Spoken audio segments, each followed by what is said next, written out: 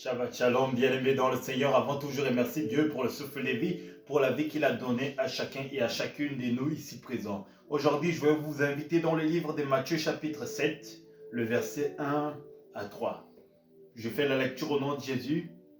Ne jugez pas enfin de ne pas être jugés. Verset 2. Car on vous jugera de la même manière que vous auriez jugé, et on utilisera pour vous la mesure dont vous vous serez servi.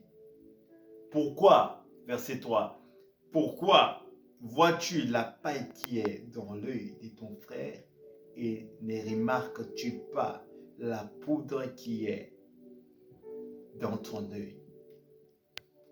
Bien-aimé dans le Seigneur, j'aimerais attirer mon attention uniquement pour nous les chrétiens ou pour les hommes de Dieu dans l'évangile. Tu peux être pasteur, tu peux être un apôtre, évangéliste, docteur, diacre, diaconesse, j'en passe. Là où je vais en venir est le suivant. Pourquoi nous sommes là entre nous-mêmes de nous combattre entre nous-mêmes?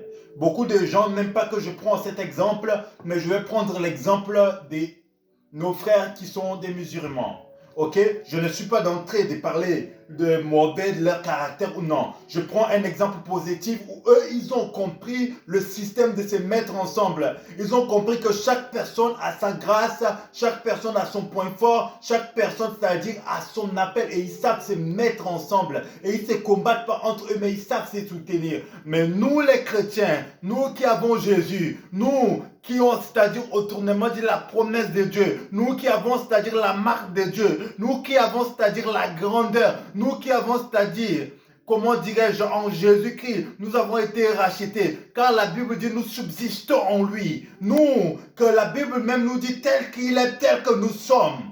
Bien-aimés dans le Seigneur, nous n'avons pas compris encore que chaque personne a sa grâce, chaque personne autrement dit a son don, chaque personne a son appel. Au lieu d'utiliser nos grâces pour compléter les grâces des autres, nous sommes là d'entrer de nous combattre. Nous sommes là d'entrer de nous coller des étiquettes. Quand un homme de Dieu tombe, nous sommes les premiers autrement dit à venir le juger. Quand quelqu'un tombe, nous sommes les premiers à venir le condamner. Nous sommes les premiers à lui lancer les pierres. Mais j'aimerais annoncer à quelqu'un comme ceci. Pendant que tu lances des pierres à quelqu'un, rassure-toi aussi à ne pas aussi faire des erreurs plus tard. Peut-être que tu ne peux pas faire des erreurs aujourd'hui, mais tu ne sais pas ce que le lendemain peut réserver. Car la Bible déclare comme ceci. La Bible déclare, bien-aimé dans le Seigneur. Écoutez-moi très attentivement. La Bible déclare les forts soutiennent les faibles. Si aujourd'hui ton frère tombe, tu ne sais pas si demain peut-être tu peux tomber aussi. Mais la Bible déclare que le juste tombera 7 fois et il se relèvera. Il y a des hommes de Dieu qui sont des vrais, qui ont les vrais appels de Dieu. Mais comme ces hommes, ils peuvent aussi tomber. Mais maintenant, s'ils tombent, tu commences à leur condamner, tu commences à leur juger. Depuis quand Dieu t'a établi juge? Depuis quand Dieu m'a établi juge? Au lieu de venir, oui c'est vrai, je ne suis pas d'entrée d'encourager le péché. Oui c'est vrai, je ne suis pas d'entrée d'encourager le mal. Je suis d'entrée de dire juste que quand quelqu'un tombe, au lieu de lui tirer vers le haut, tu es encore en train de lui frustrer. Mais peut-être que si cette personne-là se répand, si cette personne-là s'arrange avec Dieu et qu'il se relève et que tu commences à lui condamner, peut-être tu auras affaire à celui qui lui a appelé. J'aimerais annoncer à quelqu'un cette phrase.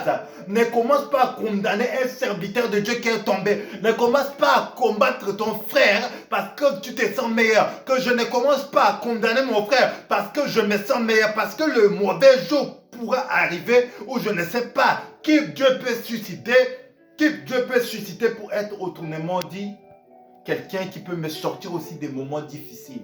Mais quand nous commençons, bien-aimés dans le Seigneur, à nous attaquer entre nous, nous ne comprenons pas ce que la Bible dit. Il y a plus de joie dans les cieux quand une âme est sauvée. Et quand nous commençons à condamner les gens, le jour où on va nous condamner, les hommes ne vont pas nous rater. Le jour où on va chercher à s'en prendre à nous, les hommes ne vont pas nous rater. Soyons unis, protégeons-nous, couvrons-nous.